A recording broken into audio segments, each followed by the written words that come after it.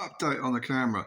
I had it plugged in with one USB wall socket charger thingy, and the red light was on for charging, and it was charging for 3 fucking hours. Still hadn't finished charging. Tried turning it on, it wouldn't turn on. It would flash and go off. It wouldn't actually turn on.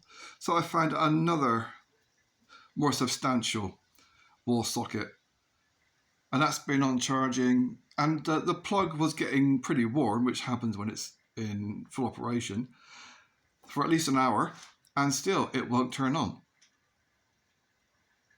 Now I'm going to give it another hour, because if it's not going to charge, then what am I supposed to do? Go and buy a specific type of wall socket USB charger? Because I already know that it won't charge from a PC, or rather it won't fully charge from a PC.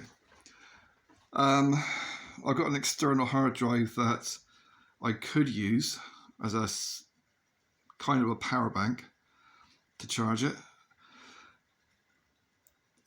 There's no real instructions to actually how to charge it, or any kind of facts or fault finding for charging it.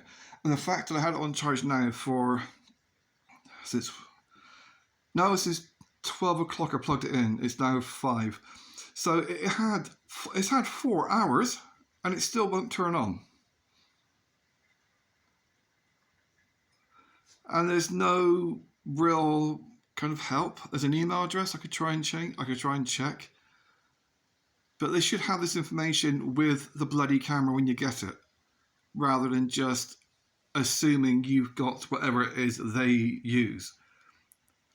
Because if I got to go and spend another 30 fucking quid for a wall socket, then it's not worth it. It's worth it because it's 230 odd quid, or 240 quid for a camera. It's not worth 270 quid if I got to go out and buy specific charging equipment. Then it's not worth it, because that makes up into the 270 quid bracket, which is GoPro 10. So that wouldn't be worth it.